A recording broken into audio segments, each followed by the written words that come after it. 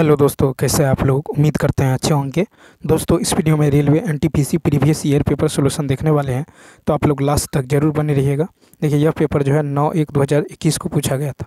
इस पेपर का सॉल्यूशन हम लोग देखने वाले हैं। यदि आप नए हैं तो चैनल को सब्सक्राइब कर लीजिए, बेल आइकन को प्रेस कर दीजिए और एक बार वीडियो को शेयर कर दीजिए। फर्स्ट क्वेश्चन है कि यदि sine theta minus cos theta बराबर 0 है तो कहता है कि sine cube theta plus 3 cos cube theta का मान क्या होगा। तो यदि इसको देखिए, कॉस को उधर ले जाइएगा तो क्या होगा, साइन थीटा बराबर कॉस थीटा। ठीक, इस कॉस को इधर लाइए तो क्या होगा, sine theta by cos theta 1, या फिर टेन थीटा बराबर कितना होगा, टेन थीटा बराबर 1। और टेन 45 का मान कितना होता है, टेन 45 का मान होता है 1। इसका मतलब थीटा का मान कितना निकल गया, 45 डिग्री। अब अकॉर्डिंग टू क्वेश्चन तो देखिए, sine cube 45 plus 3 cos cube 45। ठीक है, साइन 45 का मान होता है 1/√2 इसका होल क्यूब प्लस 3, ठीक है, इंटू 1 कॉस 45 का मान भी कितना होता है 1/√2 इसका क्यूब। तो कितना हो जाएगा, तो ये हो जाएगा आपको 1/2√2। ठीक, अब प्लस ये हो जाएगा 3/2√2, 3/2√2। तो ये जुट के कितना होगा 4/2√2। ठीक है, ये 2 दूनी 4 यानी 2/√2, ये भी कट के कितना होगा √2। ठीक है, तो 2/√2 ये कितना होगा √2, यानी इसका डी ऑप्शन क्या होगा, राइट होगा। नेक्स्ट, अब देखिए, कहा था कि 450 यात्रियों से भरी एक रेलगाड़ी ने चलना शुरू किया। पहले स्टॉप पर उनमें से 1/9 यात्री नीचे उतरे और 20 जो है नए यात्री चढ़ गए। तो देखिए, फर्स्ट स्टॉप पर क्या होगा, यात्रियों की संख्या होगा 450 माइनस 450 का 1/9 उतर गया और 20 जो है चढ़ गया। ठीक, तो ये कितना होगा, 9×5 = 45। तो 450 में से 50 घटा दीजिए तो कितना होगा 400 प्लस 20 जोड़ दीजिए तो 420, यानी पहले स्टॉप पर यात्रियों की संख्या 420। ठीक, अब दूसरे स्टॉप पर देखिए, अब दूसरे स्टॉप पर क्या हो रहा है, तो कहता है कि मौजूद यात्री कितना है 420, इसमें से 420 का 1/6 उतर जाता है और 19 जो है चढ़ जाता है। ठीक, तो 6 7 42 70, तो ये हो जाएगा 0, 12 में 7 गया 5, ये कितना 3 प्लस का 19, ये हो जाएगा 9 5 1 कितना होगा 6 यानी 369। तो तीसरे स्टॉप पर यात्रियों की संख्या 369, ए ऑप्शन। नेक्स्ट, देखिए, कहता है कि 16 आदमी एक कार्य को 24 दिनों में करता है। 16 आदमी एक कार्य को 24 दिनों में करता है। ठीक, और कह रहा है 24 महिलाएं उसी कार्य को, 24 महिलाएं जो है 24 महिलाएं उसी कार्य को कितना दिनों में, 32 दिनों में। ठीक है, 24 महिलाएं उसी कार्य को 32 दिनों में करती हैं। तो देखिए, यहाँ से 24 से 24 कैंसिल, 16 दूनी 32। तो यहाँ पे पुरुष और महिला की एफिशिएंसी कितना निकल गया, 2/1। ठीक है, यानी कार्य क्षमता निकल गया 2, यानी मेल का 2 और महिला वुमेन का कितना 1। ठीक, अब चलिए, अब यहाँ पे देखिए कुल कार्य क्या होगा, तो 16 आदमी करता है आपको कितना दिनों में, 24 दिनों में। तो कुल कार्य यही है। ठीक है, तो बराबर, अब देखिए, अब कह रहा है कि 16 पुरुष 16 महिलाएं मिलकर 12 दिनों में। तो 16 पुरुष और 16 महिलाएं मिलकर ये करती है 12 दिनों में। ठीक है, तो ये 12 दिनों में। ठीक, उसके बाद देखिए, फिर कह रहा है प्लस, तो कहता है कि मिलकर 12 दिन तक करता है, जिसके बाद महिलाओं ने कार्य छोड़ दिया। ठीक है, 2 दिनों में शेष कार्य पूरा करने के लिए, अब जो भी काम बचा हुआ है तो कहता है 2 दिनों में शेष कार्य। ठीक है, 2 दिनों में शेष कार्य पूरा करने के लिए कितने और पुरुष को जो है शामिल करना है। तो मान के चलिए, पुरुष पहले कितना है 16, तो मान लीजिए एक्स इसमें और शामिल कर देते हैं। ठीक, तो 16 प्लस एक्स, ठीक, इंटू क्या होगा एम। इसका एफिशिएंसी तो 2 है तो गुना में क्या हो जाएगा, अच्छा 2 दिनों में है तो यहाँ पे 2 दिन है तो यहाँ पे गुना करना होगा 2 को। ठीक, तो देखिए, इसको सॉल्व कीजिए तो क्या होगा, तो यहाँ पे जो हो जाएगा, तो ये हो जाएगा आपको 16 गुने, देखिए ये हो जाएगा 16 गुने, मेल का एफिशिएंसी 2 है तो 16 गुने 2 गुने 12, 16 गुने 2 गुने 12। ठीक, बराबर में इधर हो जाएगा 16 मेल का एफिशिएंसी 2, तो 16 गुने 2 कितना होगा 32। ठीक है, तो 32 प्लस, फिर देखिए वुमेन का कितना है, महिला का एफिशिएंसी 1, तो यहाँ पे प्लस का 16 हो जाएगा। ठीक, इंटू में क्या होगा 12, इंटू में 12। ठीक, 12 दिनों में कर दिया, फिर प्लस यहाँ पे कितना होगा, तो प्लस हो जाएगा 16। ठीक है, प्लस में 16 प्लस एक्स, मेल का एफिशिएंसी 2 इंटू 2 दिन ये।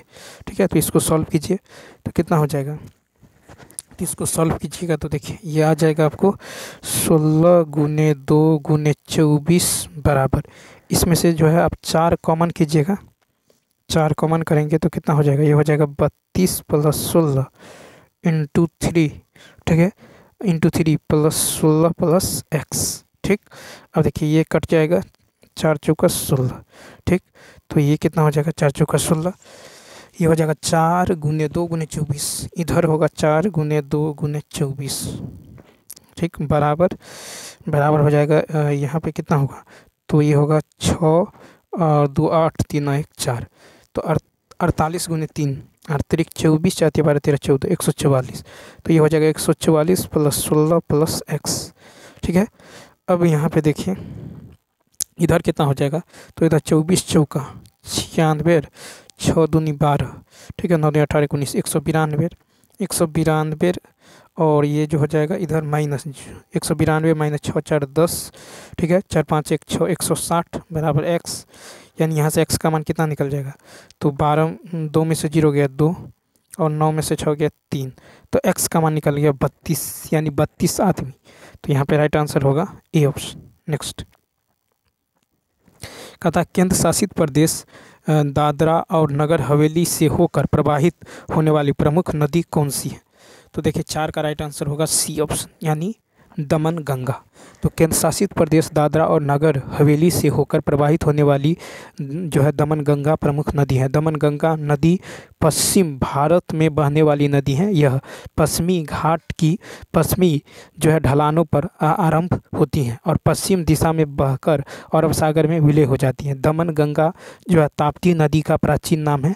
दादरा और नगर हवेली एवं दमन और दीव पश्चिम भारत में स्थित एक केंद्र शासित प्रदेश है जिसकी स्थापना जो पहले के दादरा और नगर हवेली तथा दमन और दीव के विलय द्वारा हुआ। यह राज्य या केंद्र शासित प्रदेश 26 जनवरी 2020 से अस्तित्व में जो है आया है। नेक्स्ट अक्टूबर 2020 तक प्राप्त जानकारी के अनुसार इनमें से कौन सी कंपनी महारत्न श्रेणी में श्रेणी में नहीं थी, तो 5 का होगा बी ऑप्शन, क्या हो जाएगा बी ऑप्शन, यानी हिंदुस्तान एरोनॉटिक्स लिमिटेड। तो देखिए अक्टूबर 2020 तक Hindustan Aeronautics Limited company Bharat Ratna में जो है श्रेणी में नहीं थी। भारत की महारत्न कंपनियां 13 हैं, भारत की महारत्न कंपनियां 13 हैं, ठीक है। तो 13 कौन कौन से हैं, तो देखिए एक है सेल, ठीक है, सेल, उसके बाद है आपको ONGC सेल, ONGC, IOCL, उसके बाद है NTPC, CIL, ठीक है, भेल है CIL भेल, ठीक है, उसके बाद गेल GAIL गेल, ठीक है, गेल, उसके बाद है आपको HPCL, उसके बाद है BPCL, उसके बाद है आपको PGCIL, ठीक है, PGCIL, ठीक है, उसके बाद है REC और उसके बाद है PFC, ठीक है, क्या है PFC और एक है OIL, ठीक है। तो किसी भी नवरत्न कंपनी को महारत्न का दर्जा प्रदान करने के लिए जो है मानदंड को आधार बनाया जाता है, जैसे कंपनी शेयर बाजार में सूचीबद्ध हो, पिछले 3 वर्षों में कंपनी का औसत कारोबार 25,000 करोड़ रुपए हो, 3 वर्षों में कंपनी का जो है निवल मूल्य औसतन 15,000 करोड़ रहा हो, ठीक, और पिछले 3 सालों के दौरान जो है औसत सालाना शुद्ध लाभ जो है 5,000 करोड़ से ज़्यादा होना चाहिए, ठीक। नेक्स्ट अब देखिए यहाँ पे कहता है महत्तम समापवर्तक यानी HCF ज्ञात करने के लिए। तो देखिए यहाँ पे जो है HCF निकालने के लिए क्या करना पड़ेगा, तो आपको देखिए हाईएस्ट कॉमन फैक्टर लेना होगा, ठीक है, HCF में। तो यहाँ पे देखिए जो कॉमन जो है कॉमन 2 भी है, 2 भी है, कॉमन 3 है और यहाँ पे और 5 भी है, लेकिन यहाँ पे देखिए इसमें छोटी जो पावर में होगा 2 है, तो देखिए 2 के पावर 2 छोटी है, तो यहाँ पे ये लेंगे, फिर इनटू देखिए यहाँ पे 3 के पावर 4 है, यहाँ पे 3 के पावर 6 है, तो 3 के पावर 4 लेंगे, 9 की 6 लेंगे, ठीक है। उसके बाद देखिए यहाँ पे 5 की पावर 3 है, यहाँ पे 5 के पावर 5 है, तो छोटी पावर वाला यानी 5 की पावर कितना 3, ठीक, इसमें देखिए 7 जो है यहाँ है, यहाँ नहीं है तो नहीं लेंगे। ठीक है, तो क्या हो जाएगा, तो 2 के पावर 2, 3 के पावर 4, 5 के पावर 3। ठीक है, क्या होगा, तो यहाँ पे राइट आंसर हो जाएगा आपको 2 के पावर 2, 3 के पावर 4 और 5 के पावर 3, यानी डी ऑप्शन। नेक्स्ट देखिए, कहता 1857 में अंग्रेजों ने मुगल वंश के अंतिम शासक खालिस्तान को सत्ता से बर्खास्त किया था। तो यहाँ पे देखिए ए ऑप्शन, बहादुर शाह जफर। 1857 में अंग्रेजों ने मुगल वंश के अंतिम शासक बहादुर शाह जफर को सत्ता से बर्खास्त किया था। मुगल साम्राज्य का संस्थापक बाबर को जो है माना जाता है। 1507 में बाबर ने जो है बादशाह की उपाधि धारण की थी। 1857 के विद्रोह के समय भारत का गवर्नर जनरल लॉर्ड कैनिंग था। ठीक है, 1857 के विद्रोह के समय, ठीक है, 1857 के विद्रोह के समय भारत का गवर्नर जनरल कौन था, तो ये था लॉर्ड कैनिंग। ठीक है, लॉर्ड कैनिंग। उसके बाद देखिए, तो इसका राइट आंसर क्या होने वाला है, तो यहाँ पे जो राइट आंसर हो जाएगा ए ऑप्शन, बहादुर शाह जफर। उसके बाद देखिए 1857 के प्रथम भारतीय स्वतंत्रता संग्राम में बहादुर शाह जफर ने भारतीय सिपाहियों का नेतृत्व किया। युद्ध के बाद अंग्रेजों ने इन्हें बर्मा यानी म्यांमार भेज दिया। 1857 के विद्रोह को वीर सावरकर ने प्रथम स्वतंत्रता संग्राम कहा था। ठीक है, नेक्स्ट अब कहता है कि वीडियो ग्राफिक्स एरे VGA रंगीन ग्राफिक्स प्रदर्शित करने की प्रणाली है, यह किसके द्वारा विकसित की गई थी, तो डी ऑप्शन। तो वीडियो ग्राफिक्स एरे रंगीन ग्राफिक्स प्रदर्शित करने की एक प्रणाली है, यह जो है IBM द्वारा विकसित की गई है। ठीक है, वीडियो स्टैंडर्ड के कुछ उदाहरण भी है, जैसे कलर ग्राफिक्स अडेप्टर। ठीक है, उसके बाद है एनहांस्ड ग्राफिक्स अडेप्टर, फिर है वीडियो ग्राफिक्स एरे, फिर है एक्सटेंडेड ग्राफिक्स एरे, फिर है सुपर वीडियो ग्राफिक्स एरे। तो कलर ग्राफिक्स अडेप्टर का निर्माण 1981 में इंटरनेशनल बिजनेस मशीन IBM ने किया था। IBM एक कंप्यूटर कंपनी है। नेक्स्ट क्वेश्चन नंबर देखिए 9 की बात करें तो यहाँ पे है A1 के बराबर है, S19 के बराबर है, G7 के बराबर है। तो आप जो है मैसेज का कैसे लिखेंगे मैसेज, तो देखिए M आता है 13 पे, ठीक है, A आता है 1 पे, S आता है 19 पे, ठीक है, S जो है लेफ्ट से 19 पे, A आता है 1 पे, G आता है 7 पे, E आता है 5 पे। ठीक है, तो 13, 11, 9 ये हो जाएगा आपको, और लास्ट में कितना 75, यानी ए ऑप्शन। नेक्स्ट ठीक है, नेक्स्ट क्वेश्चन की यदि बात करें 10 नंबर देखिए, कहा था कि खालिस्तान ने जो है भारतीय और यूरोपीय शैलियों को एकीकृत करके मुंबई में ताजमहल पैलेस होटल का निर्माण कराया था। तो बी ऑप्शन, यानी जमशेदजी टाटा। तो जमशेदजी टाटा ने भारतीय और यूरोपीय शैलियों को एकीकृत करके जो है मुंबई में ताजमहल पैलेस होटल का निर्माण कराया था। जमशेदजी टाटा भारत के महान उद्योगपति तथा विश्व प्रसिद्ध औद्योगिक जो है घराना टाटा समूह के संस्थापक थे। मुंबई को जो है कोलाबा नामक जगह पर जो है स्थित ताजमहल पैलेस 5 सितारा होटल है, जो कि गेटवे ऑफ इंडिया के पास है। ताजमहल पैलेस होटल का निर्माण जमशेदजी टाटा ने 1903 ईस्वी में कराया था। इसके प्रमुख वास्तुकार सीताराम जो है खंडेराव वैद्य एवं DN मिर्जा थे। रतन टाटा टाटा समूह के वर्तमान अध्यक्ष नटराजन चंद्रशेखरन हैं। ठीक है, नेक्स्ट क्वेश्चन देखिए, तो यहाँ पे जो है कहा था कि रतन टाटा समूह के वर्तमान अध्यक्ष जो है नटराजन चंद्रशेखरन सितंबर 2024 के अनुसार। ठीक है, तो याद रखना है रतन टाटा समूह के वर्तमान अध्यक्ष जो है नटराजन चंद्रशेखरन है सितंबर 2024 के अनुसार। नेक्स्ट 11 है कि दिल्ली मेट्रो के पहले कॉरिडोर का उद्घाटन जो है किसने किया था, 11 के B option, Atal Bihari Vajpayee. Delhi metro के पहले कॉरिडोर का उद्घाटन अटल बिहारी वाजपेयी ने किया था। ठीक है, दिल्ली मेट्रो के पहले कॉरिडोर का उद्घाटन अटल बिहारी वाजपेयी ने किया था। दिल्ली मेट्रो का शुभारंभ 24 दिसंबर 2002 को जो है 30 हजारी लाइन से हुई है। भारत सरकार और दिल्ली सरकार ने संयुक्त रूप से 3 मई 1995 को दिल्ली मेट्रो रेल कॉरपोरेशन नामक एक कंपनी की स्थापना की है। ठीक है, जिसमें E श्रीधरन को जो है प्रबंध निदेशक के रूप में रखा गया था। मनमोहन सिंह भारत के 13वें प्रधानमंत्री थे तथा आरबीआई के पूर्व गवर्नर और भारत में जो उदारीकरण के जनक। 12 है कि कौन जो है भारत के एक राज्य के मुख्यमंत्री होने के साथ साथ एक सुप्रतिष्ठित आयोग के अध्यक्ष भी है। तो 12 का सी ऑप्शन यानी बिंदेश्वरी प्रसाद मंडल। तो देखिए भारत के एक राज्य के मुख्यमंत्री होने के साथ साथ एक जो है सुप्रतिष्ठित आयोग के अध्यक्ष भी थे। ठीक है, बिंदेश्वरी प्रसाद मंडल जो है बिंदेश्वरी प्रसाद मंडल एक भारतीय राजनेता थे जो भारतीय संसद के सदस्य, बिहार के मुख्यमंत्री एवं मंडल आयोग अन्य पिछड़ा वर्ग अध्यक्ष रहे थे। बीपी मंडल का जन्म जो 25 अगस्त 1918 को बनारस में हुआ था। ये भारत के 7वें मुख्यमंत्री थे। ठीक है, नेक्स्ट क्वेश्चन देखिए। नेक्स्ट है कि होम जो है डेकोर शॉप में हर वस्तु का अंकित मूल्य जो है वास्तविक क्रय मूल्य से जो है 30% अधिक रखा जाता है।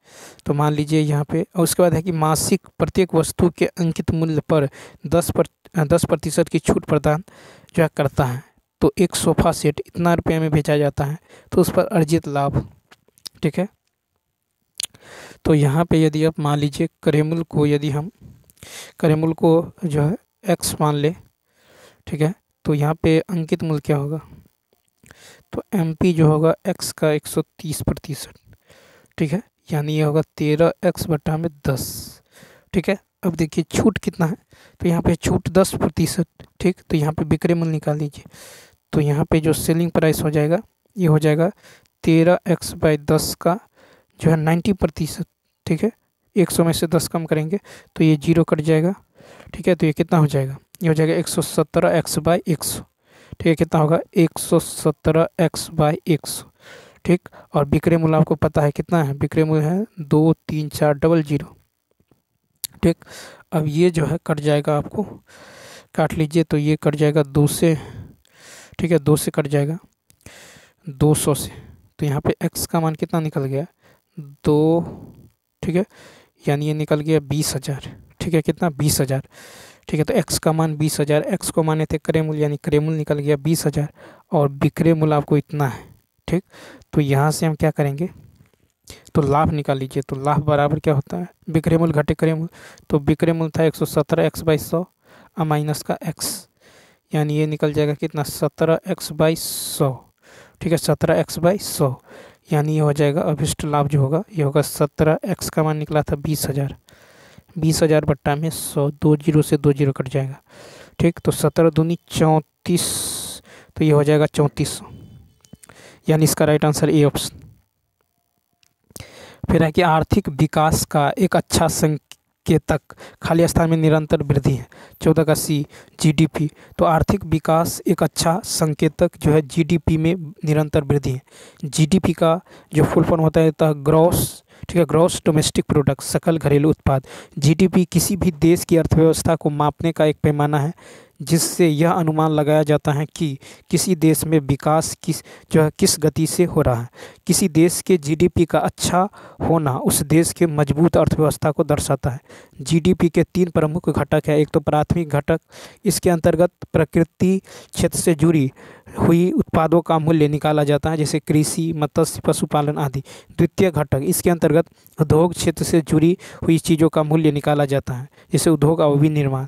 तृतीय घटक, इसके अंतर्गत सेवा क्षेत्र से जुड़ी हुई चीज़ों का मूल्य निकाला जाता है, जैसे सेवा क्षेत्र। नेक्स्ट, यहाँ पे देखिए क्वेश्चन मार्क की जगह क्या आने वाला है, अलमारी संग्रहण करना और कुर्सी। तो 15 का देखिए, तो जिस प्रकार अलमारी का उपयोग वस्तु के संग्रहण में की जाती है उसी प्रकार कुर्सी का उपयोग बैठने के लिए की जाती है। तो सी ऑप्शन।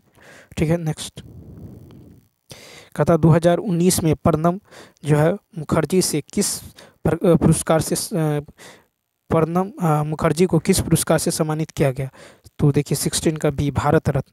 तो 2019 में प्रणब मुखर्जी को भारत रत्न पुरस्कार से सम्मानित किया गया था। प्रणब मुखर्जी भूपेन हजारिका और नानाजी देशमुख को वर्ष 2019 में भारत रत्न पुरस्कार से सम्मानित किया गया था। प्रणब मुखर्जी, भूपेन हजारिका और नानाजी देशमुख को 2019 में भारत रत्न से सम्मानित किया गया था। वर्ष 2024 में 5 व्यक्तियों को क्रमशः कर्पूरी ठाकुर मरणोपरांत, लाल कृष्ण अडवाणी, चौधरी चरण सिंह मरणोपरांत, पीवी नरसिम्हा राव मरणोपरांत, एमएस स्वामीनाथन मरणोपरांत को भारत रत्न पुरस्कार से सम्मानित किया गया है। ठीक, अब देखिए पहला भारत रत्न 1954 में सीवी रमन, सर्वपल्ली राधाकृष्णन और सी राजगोपालाचारी को सम्मानित किया गया था। भारत रत्न से सम्मानित होने वाली पहली गायिका श्रीमती एमएस सुब्बालक्ष्मी है। ठीक, और सचिन तेंदुलकर को 2014 में भारत रत्न प्राप्त करने वाले पहले खिलाड़ी बने हैं। नेक्स्ट कहा था पुलवामा में आतंकी हमला कब हुआ था? 17 का ए 2019। पुलवामा में आतंकी हमला 2019 में हुआ था।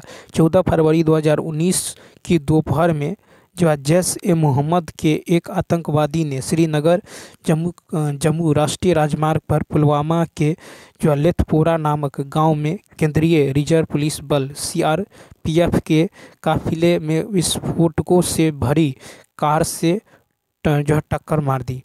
ठीक है, इस हमले में सेना के काफिले की 2 बसों को निशाना बनाया गया और 40 सैनिक शहीद हो गए।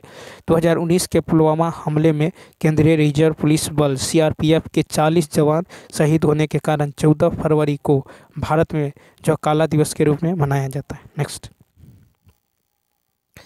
नेक्स्ट है, इसको सॉल्व करना है। तो देखिए इसको सॉल्व यदि करेंगे तो देखिए 17 में से 2 गया कितना होगा 15, 15 3 45, यानी यहाँ तक कितना हो गया, तो ये हो गया आपको 3। ठीक है, यहाँ तक जो हो गया आपको कितना हो गया, तो 3 हो गया। उसके बाद देखिए उसके बाद क्या होगा, तो यहाँ पे हो जाएगा आपको इसको 3, तो ये हो जाएगा 1800 भागा 10। ठीक है, गुना में देखिए ये हो जाएगा 3 दूनी 6। ठीक है, यहाँ पे कितना होगा 6, यहाँ पे होगा 3 माइनस का 6। ठीक, तो ये हो जाएगा आपको 1800 भागा 10, 1 0 से 1 0 कट जाएगा, यानी 180। ठीक है, ये हो जाएगा आपको 180 गुना 6। ठीक है, और माइनस का 6। ठीक है, तो ये हो जाएगा 108 0 माइनस 6, यानी 274 बी ऑप्शन।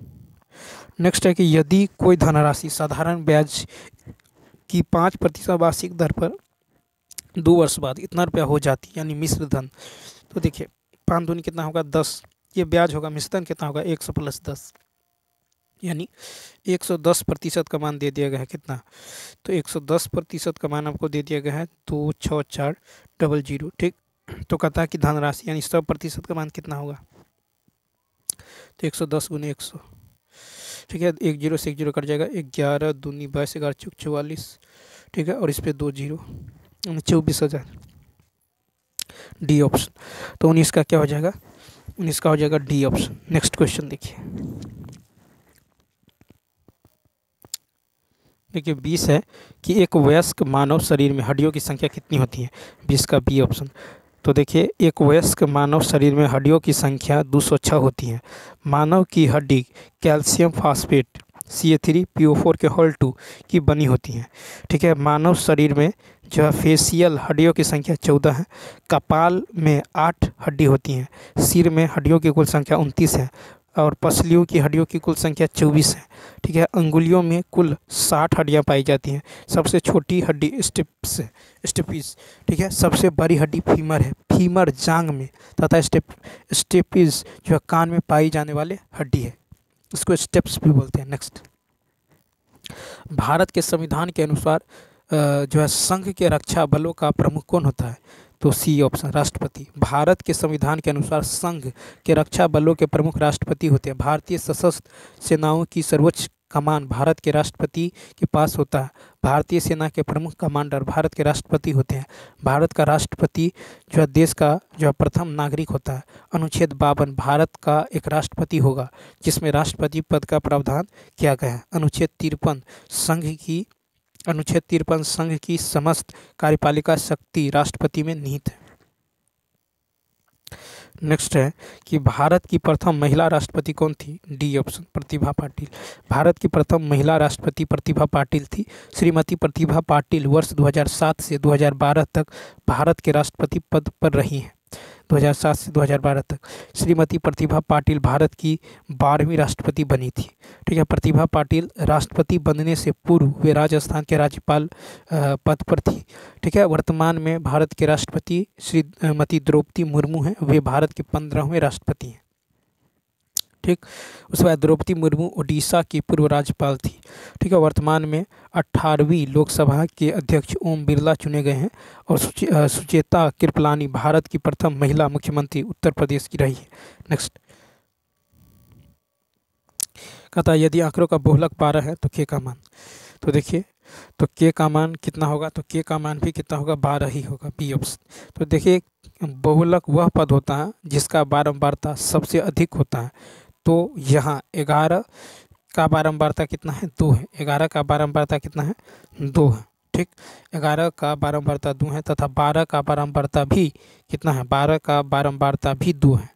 ठीक है, 12 का बारंबारता भी 2 है यहाँ पे देखिए। ठीक है, इसलिए के का मान 12 रखने पर 12 का बारंबारता 3 होगा जो 2 से अधिक होगा। ठीक, इसलिए यहाँ पे कितना लेना पड़ेगा, 12। नेक्स्ट इसको कहता सरल करने के लिए, तो देखिए ये है आपको a प्लस बी।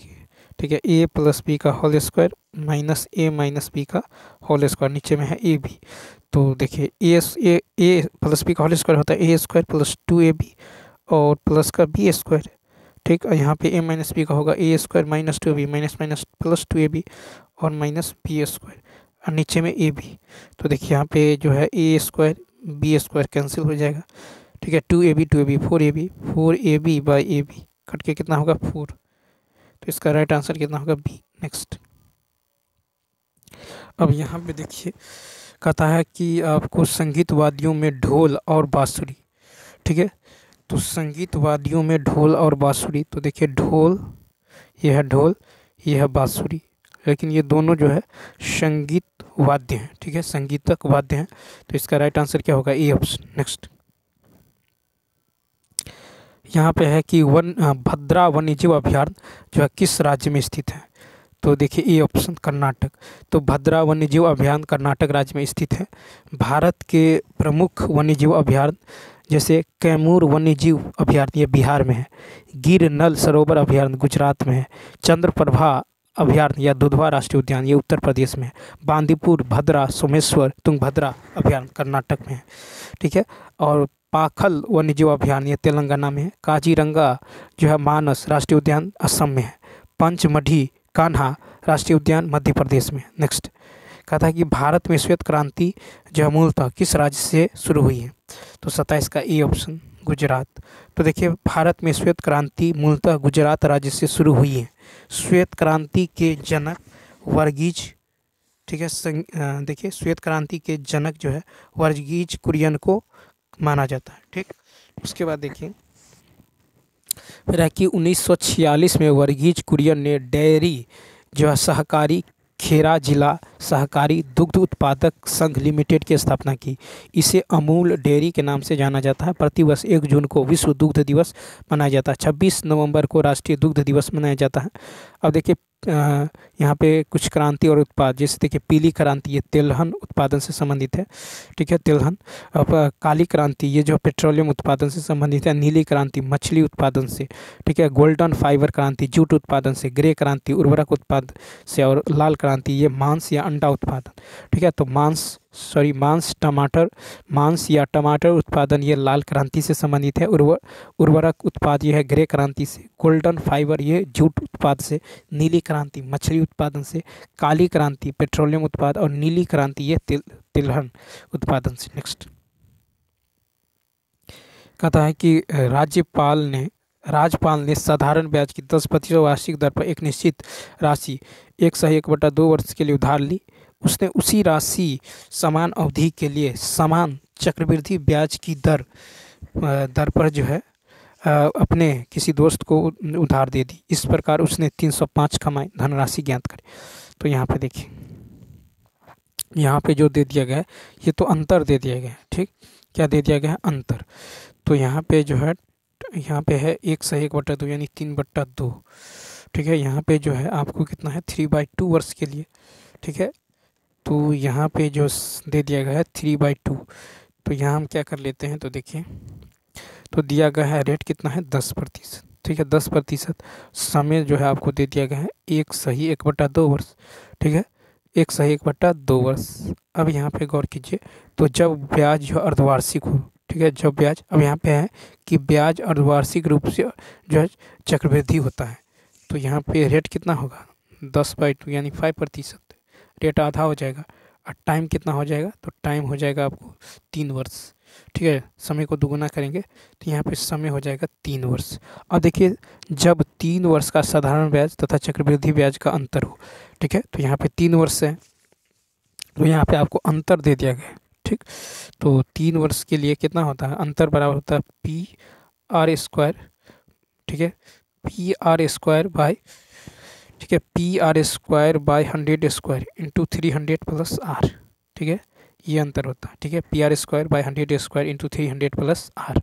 तो 3 वर्ष के लिए चक्रवृद्धि ब्याज और साधारण ब्याज में अंतर होता है PR²/100² इंटू 300 + R, ठीक है। तो यहाँ पे कितना हो जाएगा, तो देखिए 305 बराबर हो जाएगा PR² यानी 5/100 PR² इंटू 300, ठीक है PR², ठीक है PR² इंटू 300, ये PR², ठीक है यहाँ पे देखिए जो फार्मूला होगा ये हो जाएगा PR²/100 का क्यू इंटू 300 + R, क्या होगा 300 + R हो जाएगा, ठीक है क्या होता है PR²/100 Q, PR²/100 Q into 300 + R, ठीक है। तो यहाँ पे जो हो जाएगा आपको 305 बराबर P इंटू 5 इंटू जो है PR² में 5 का स्क्वायर 25/100 का क्यूब इंटू 300 और प्लस में 5, ठीक। तो ये हो जाएगा कितना, तो देखिए ये हो जाएगा आपको P और 25/100 इंटू 100 का स्क्वायर इंटू 305, ठीक।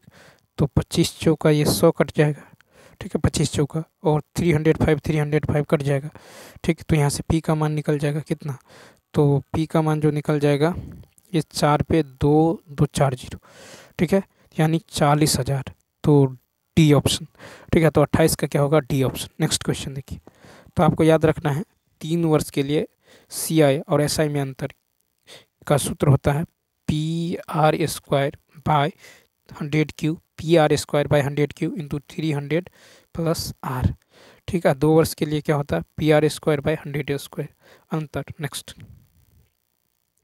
देखिए, कहता है कि 1.5 kg के केक को 10 लड़कों के बीच बराबर बराबर बांटा गया है, प्रत्येक लड़के को कितना केक मिलेगा। तो देखिए 1.5 kg केक को जो है आपको 10 लड़कों के बीच जो है बांटा गया है, ठीक। तो कहता है कि प्रत्येक लड़के को कितना केक मिलेगा ग्राम में। तो 1.5 kg का मतलब क्या हुआ, 1.5 kg का मतलब हुआ आपको 1.5 गुने 1 kg बराबर होता है 1000 ग्राम, 1000 ग्राम यहाँ से 1 0 कट जाएगा यानी हो जाएगा 1500 ग्राम, कितना 1500 ग्राम। अब 1500 ग्राम 10 लड़कों के बीच बांट रही, तो ये कितना हो जाएगा 15,000, ठीक है 15। तो ये हो जाएगा आपको, कहता है कि सॉरी यहाँ पे कहता है कि 10 प्रत्येक लड़के को कितना मिलेगा, सॉरी तो प्रत्येक लड़के को 1500/10 मिलेगा यानी 1 0 से 1 0, तो कितना मिल जाएगा 150 ग्राम, सी ऑप्शन, ठीक है। नेक्स्ट अब यहाँ पे देखिए, यहाँ पे कहता है कि PQ पैरेलल AC, PQ जो है ये पैरेलल है AC के, ठीक है।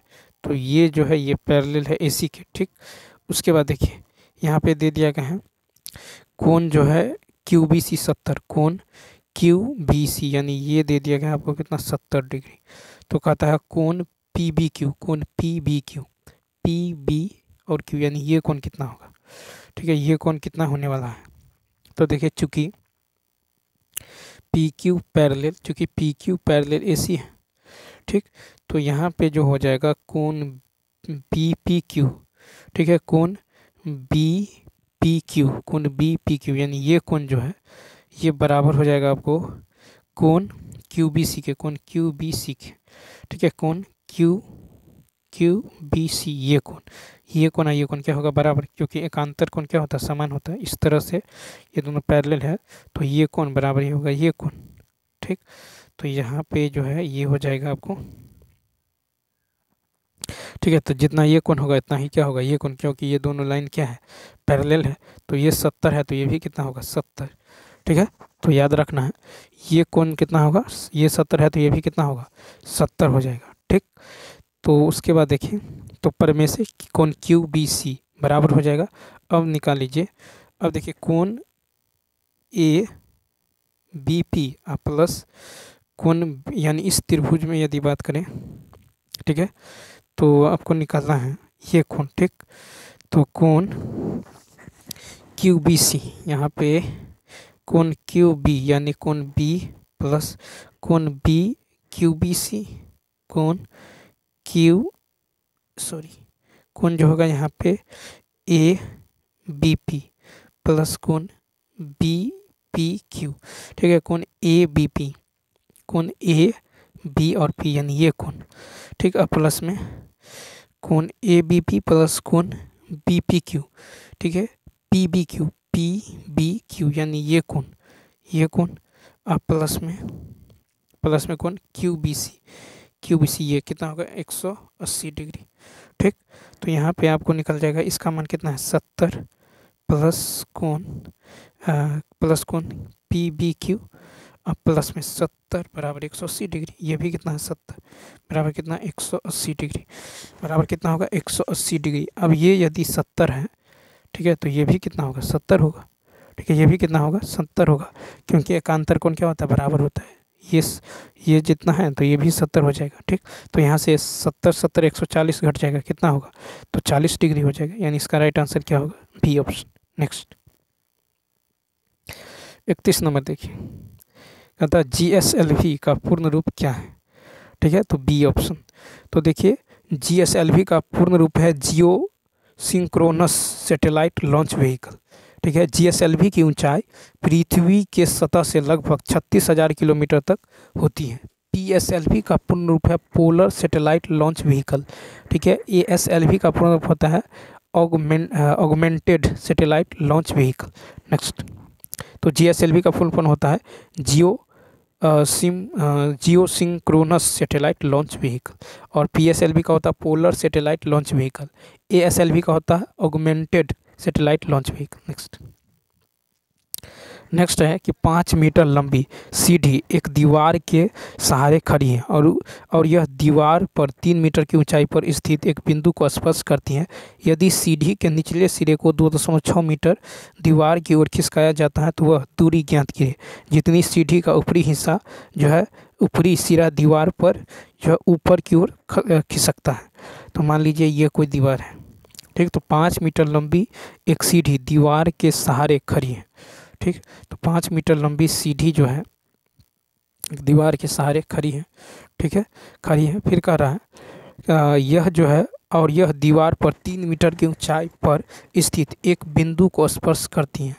ठीक है, 3 मीटर की दीवार पर स्थित एक बिंदु को स्पर्श करती है। यदि यह सीढ़ी के निचले सिरे को 2.6 मीटर दीवार की ओर खिसकाया जाए तो यहाँ पे देखिए इसको जो है क्या करेंगे, दीवार की ओर खिसकाएंगे। ठीक है, तो ये जो सीढ़ी जो है जो ऊपर चला जाएगा, इस तरह से ऊपर चला जाएगा। ठीक, ये जो है ऊपर चला जाएगा 3 मीटर यहाँ पे है। ठीक है, तो 3 मीटर पे कहता 3 मीटर की ऊंचाई पर स्थित है, इसको आके दीवार की ओर खिसकाएंगे तो ये ऊपर चला जाएगा। ठीक, अब कहता कि यदि सीढ़ी के निचले सिरे को 2.6 मीटर दीवार की ओर, यानी 2.6 मीटर यहाँ इसको खिसकाए हैं। ठीक है, 2.6 इधर।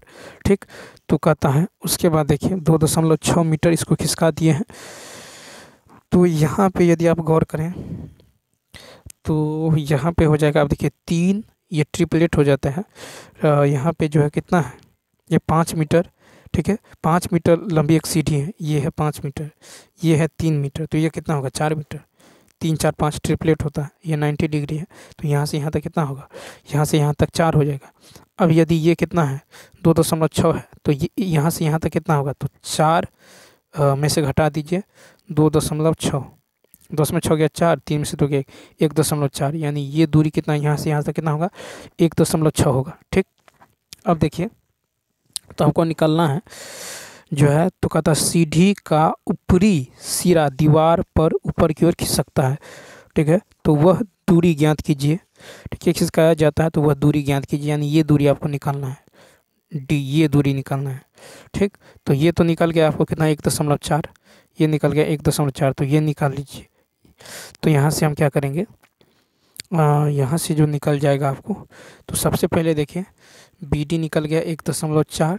अब त्रिभुज जो है ईबीडी में, ईबीडी में त्रिभुज ईबीडी, त्रिभुज यहाँ पे ई बी और डी, ईबीडी में क्या होगा, तो ई डी स्क्वायर बराबर हो जाएगा, यानी 5 के स्क्वायर, 5 स्क्वायर बराबर, ठीक है, यहाँ पे जो हो जाएगा आपको 5 स्क्वायर। ठीक है, तो E D, E B D में ई डी स्क्वायर बराबर ई डी स्क्वायर। ठीक है, ई डी स्क्वायर हो जाएगा आपको बराबर B square, B E square और प्लस में बी डी स्क्वायर। ठीक है, तो यहाँ पे हो जाएगा आपको ई डी स्क्वायर बराबर बी स्क्वायर प्लस में बी स्क्वायर प्लस में बी डी स्क्वायर। ठीक है, बी डी स्क्वायर, और यहाँ पे जो है इसका मान कितना निकल जाएगा, तो यहाँ पे देखिए ई डी स्क्वायर का मान कितना है, तो यहाँ पे सी डी का मान 5 है। तो यहाँ पे देखिए यदि 5 स्क्वायर बराबर क्या हो जाएगा, तो 5 स्क्वायर बराबर हो जाएगा 3 + डी का होल स्क्वायर और प्लस का 1.4 का होल स्क्वायर। ठीक, 1.4 का कितना होगा होल स्क्वायर, चूँकि सी डी की लंबाई तो उतना ही रहेगा, 5 का 5 ही रहेगा। ठीक, तो यहाँ पे 25 बराबर क्या होगा 9, ए 9 स्क्वायर, सॉरी 3 का square 9 + D square plus 6d। ठीक है, और प्लस कितना होगा 14 का स्क्वायर, तो 14 का यहाँ पे 1.96। ठीक, इसको सॉल्व करेंगे, यहाँ से d का मान निकालेंगे, तो d का मान निकल जाएगा 1.8 मीटर। धनात्मक लेंगे, ऋणात्मक मान नहीं लेना है, तो कितना होगा 1.8, यानी सी ऑप्शन। नेक्स्ट कहा कि बेटी बचाओ बेटी पढ़ाओ अभियान के एक हिस्से के रूप में बालिकाओं के लिए विशेष रूप से लॉन्च किए गए बैंक खाते का नाम क्या है। 33 का बी ऑप्शन, सुकन्या समृद्धि। तो बेटी बचाओ बेटी पढ़ाओ अभियान के लिए जो हिस्से के रूप में बालिकाओं के लिए विशेष रूप से लॉन्च किए गए बैंक खाते का नाम सुकन्या समृद्धि योजना है। सुकन्या समृद्धि योजना भारत की एक छोटी बचत योजना है जिसकी शुरुआत 22 जनवरी 2015 में बेटी बचाओ बेटी पढ़ाओ अभियान के तहत की गई। इस योजना के अंतर्गत माता पिता या कानूनी अभिभावक कन्या के नाम से खाते खोल सकते हैं। इस योजना के अंतर्गत खाता खुलवाने के लिए बच्ची की आयु सीमा 10 वर्ष से कम होनी चाहिए। नेक्स्ट, अब देखिए यहाँ पे इसको सॉल्व करना है, तो 36 का कितना होगा 6 और 9 6 कितना 25, तो यहाँ पे 25 का वर्गमूल कितना होगा 5, फिर 88 5 कितना होगा 8 5 93, फिर 5 और 3 8 9 8 17 कितना होगा 200। यहाँ पे जो हो जाएगा आपको ये हो जाएगा 625। देखिए यहाँ पे ये हो जाएगा, देखिए 1 मिनट, यहाँ पे होगा 6, तो 9 6 15 25, 25 का वर्गमूल कितना हो जाएगा, तो यहाँ पे 25 है, यहाँ पे 25 का वर्गमूल तो 5 हो जाएगा। ठीक है, 5 यहाँ पे गुना होगा, 8 पंचे 40, 8 पंचे 40 4 44, ये हो जाएगा 5 8 4 12। ठीक है, 4 5 1 6, 625 का वर्गमूल कितना होगा 25, फिर 6 5 11 और 5 2 7 1 8, यानी 81 का वर्गमूल 9, डी ऑप्शन।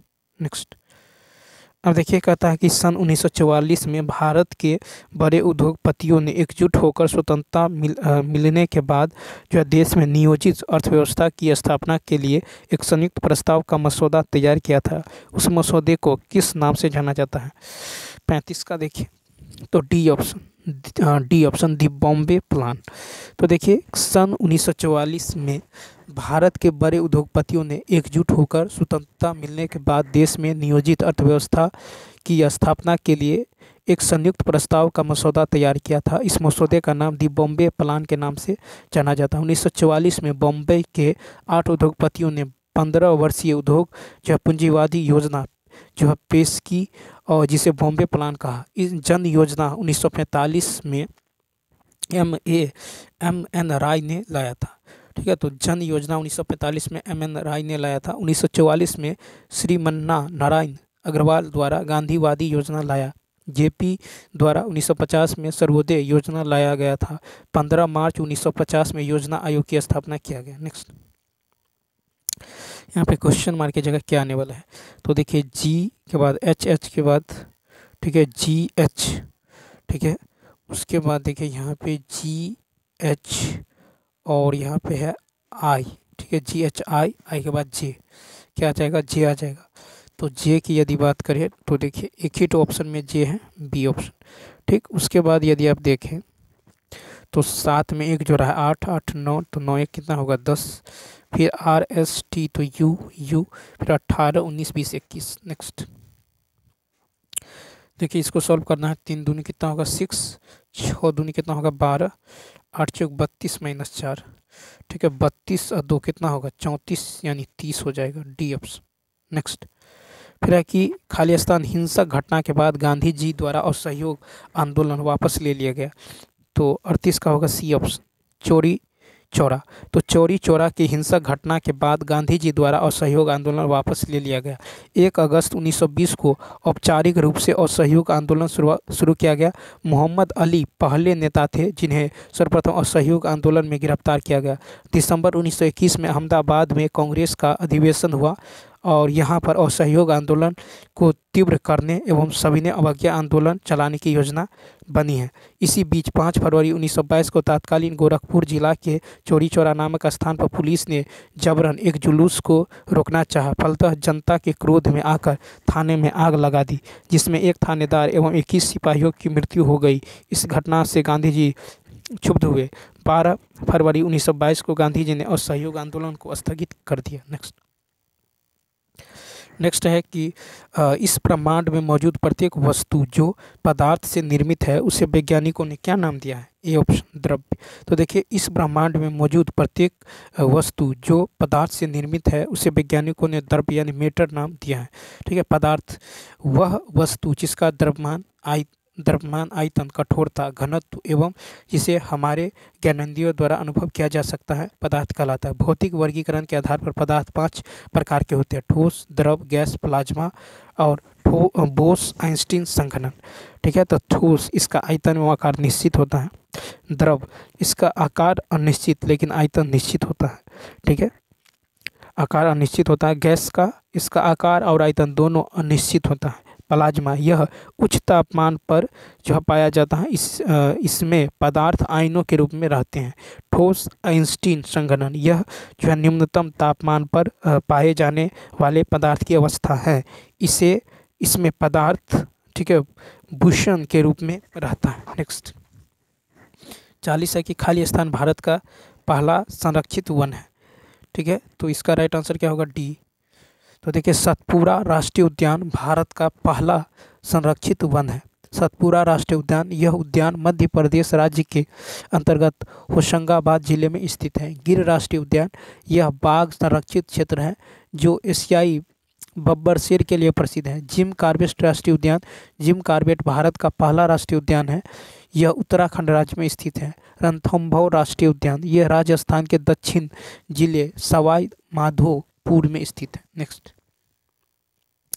देखिए 41 है कि 1945 में UN को लीग ऑफ नेशंस से उत्तराधिकारी के रूप में स्थापित किया गया था। 41 का B द्वितीय विश्व युद्ध के तुरंत बाद, द्वितीय विश्व युद्ध के तुरंत बाद 1945 में UN को लीग ऑफ नेशंस से उत्तराधिकारी के रूप में स्थापित किया गया था। UN की स्थापना 24 अक्टूबर 1945 को किया गया। UN की स्थापना का उद्देश्य था कि भविष्य में द्वितीय युद्ध विश्व जैसी विभीषिका का सामना विश्व को फिर से नहीं करना पड़े। UN के जनक के तौर पर USA के FD रूजवेल्ट को माना जाता है, ठीक है। तो UN के जनक के तौर पर USA के FD रूजवेल्ट को माना जाता है। UN के 6 जो मुख्य अंग हैं और कई अन्य सहयोगी अंग है। UN महासभा के प्रधान महासचिव कहलाते हैं जो सभी सदस्यों के प्रतिनिधि से बनता है। प्रथम विश्व युद्ध के बाद राष्ट्रसंघ की स्थापना 10 जनवरी 1920 ईस्वी में किया गया था। राष्ट्रसंघ के जनक विल्सन वुडरो को माना जाता है। द्वितीय विश्व युद्ध का एक कारण राष्ट्रसंघ की असफलता को भी माना जाता है। नेक्स्ट देखिए कहता है एक पुल में 3 नल हैं। पुल को भरने भरने में पहले नल को 4 दिन, दूसरे नल को 2 दिन और तीसरे नल को जो है केवल 12 घंटे, ठीक है, 12 घंटे लगते हैं। ठीक है, तीनों नलों का उपयोग करके पुल को भरने में कितना समय लगेगा? तो 42 का देखिए, तो यहाँ पे हम एक ए भरता, ए को लगता है 4 दिन यानी 94 घंटा, ठीक है, सॉरी 96 घंटे। ठीक है, बी जो है 2 दिन काम करता है यानी 48 घंटे, बी जो है 2 दिन तो 48 घंटे, सी जो है 1 दिन, सी जो है 12 घंटे, तो सी करता है 12 घंटे। ठीक, तो देखिए ए करता है आपको 4 दिन, इसका मतलब क्या हुआ? तो 4 दिन यानी कितना हो गया? 96 घंटे। ठीक है, बी करता है 2 दिन यानी 48 घंटे, इसका एलसीएम ले लीजिए तो कितना होगा? 96। ठीक है, तो ये हो जाएगा 1, इसका एफिशिएंसी 2, इसका कितना होगा? 12 × 96। ठीक, अब देखिए यहाँ पे ए बी सी के 1 घंटे में कुल कार्य, ठीक है, ए बी सी के 1 घंटे में कुल कार्य कितना होगा? 8 + 2 + 1, ठीक है, तो 1 + 2 + 8 8, ये हो जाएगा 11। ठीक है, कितना होगा? 11। तो ए बी सी द्वारा कार्य समाप्त करने में लगा समय, तो टोटल कितना? 96 और करेगा 11 की एफिशिएंसी से, तो कितना काम होगा? तो 11 × 8 88 + 11 × 8 88 यानी 8 सही 8/11 घंटे। ठीक है, तो इसको समय लगेगा 8 सही 8/11, डी ऑप्शन। नेक्स्ट, अब देखिए 2 अंकीय संख्या के अंकों का योग कितना है? 9 है। ठीक, तो यहाँ पर देखिए 5 4 9 7 2 9 7 2 9 5 4 9 सभी का योग 9 है। फिर कहता है कि यदि अंकों के क्रम को उलट दिया जाए तो ये कितना होगा? 45, ये होगा 72, ये होगा 27, ये होगा 54। ठीक, फिर कहता है और नई संख्या में 9 जोड़ दिया जाए तो, ठीक है, और नई संख्या में 9 जोड़ दिया जाए तो नई संख्या मूल संख्या के 3 गुने के बराबर होता है। अब इसमें 9 जोड़ दीजिए तो कितना होगा? 9 5 यानी 54 हो जाएगा। तो ये देखिए 54 बराबर हो गया, इसका जो है 3 गुना नहीं है तो ये नहीं होगा। फिर इसमें 9 यदि आप जोड़ते हैं तो 81 होगा। और देखिए 27 का क्या जो है 3 गुना है तो बिल्कुल है, 27 दिया 81 यानी इसका बी ऑप्शन क्या होगा? राइट होगा। ठीक है, तो यहाँ पे जो राइट आंसर हो जाएगा बी। नेक्स्ट, अब देखिए क्वेश्चन मार्क की जगह क्या आने वाला है, तो यहाँ पे क्वेश्चन नंबर 44 में देखिए बी सी डी, ठीक है, यानी प्लस का 1 जोड़ रहा है तो यहाँ पे क्या हो जाएगा? ई हो जाएगा। ठीक है, क्या हो जाएगा? तो ई हो जाएगा। तो बी सी डी तो यहाँ पे होगा ई। ठीक, उसके बाद आई जे के तो यहाँ पे एल, फिर है एन ओ पी तो यहाँ पे क्यू। ठीक है, तो यहाँ पे राइट आंसर क्या होगा? A option. 45 नंबर है कि ओ सी आर का पूर्ण रूप क्या है? B option. तो देखिए ओ सी आर का पूर्ण रूप है ऑप्टिकल कैरेक्टर, ठीक है, रिकॉग्निशन, ठीक है, रिकॉग्निशन। ठीक है, क्या होगा? तो होगा ऑप्टिकल कैरेक्टर रिकॉग्निशन। ठीक है, B option. O C R optical character recognition. O M R का होता है ऑप्टिकल मार्क रीडर। ठीक है, ओ एम आर का पूर्ण रूप होता है ऑप्टिकल मार्क रीडर। ओ ओ पी इसका होता है ऑब्जेक्ट ओरिएंटेड प्रोग्रामिंग। ठीक है, ओ एस एस इसका होता है ओपन सोर्स सॉफ्टवेयर। नेक्स्ट, कहता है कि नमक आंदोलन कम से कम 3 कारणों से उल्लेखनीय था। ठीक है, कहता है कौन सा उनमें से एक नहीं था? 46 का सी ऑप्शन, भारत की युवा आबादी स्कूलों में जाने लगी। ठीक है, तो नमक आंदोलन का ये कारण नहीं था कि भारत की युवा आबादी स्कूलों में जाने लगी। नमक आंदोलन 12 मार्च 1930 को गांधी जी अपने 78 समर्थकों के साथ साबरमती, ठीक है, साबरमती आश्रम से लगभग 385 किलोमीटर दूर स्थित जो है दांडी के लिए प्रस्थान किया। ठीक है, 24 दिन बाद जो है 6 अप्रैल 1930 को दांडी पहुंचकर गांधी जी ने समुद्र तट पर नमक कानून को तोड़ा। यह पहली राष्ट्रवादी गतिविधि थी जिसमें महिलाओं ने भी बड़ी संख्या में भाग लिया था। नेक्स्ट है कि वरुण की आयु उसकी बहन की आयु से 3 गुनी है। ठीक है, तो देखिए वरुण की आयु उसकी बहन की आयु से 3 गुनी। ठीक है, तो यहाँ पे वरुण और उसकी बहन सिस्टर, तो इस बहन की आयु की 3 गुनी है। अब से 6 वर्ष बाद उन दोनों की आयु का गुणनफल, अब से 6 वर्ष बाद दोनों की आयु का गुणनफल इतना है।